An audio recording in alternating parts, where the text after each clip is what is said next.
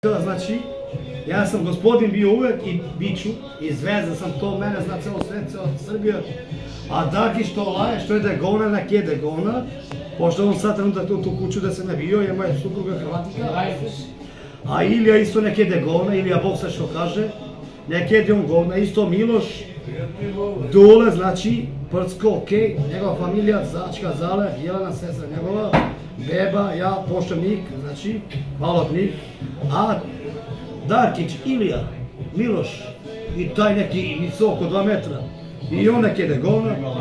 Ja veliki pozdrav, samo mogu da kažem veliki pozdrav za sve fanove, znači mene gotivaju fanovi, znači još danas. Vidite dokaz da sam ja bio, da nisam bio i šetite su mi, doće vreme još malo, doće vreme da ću budem ja.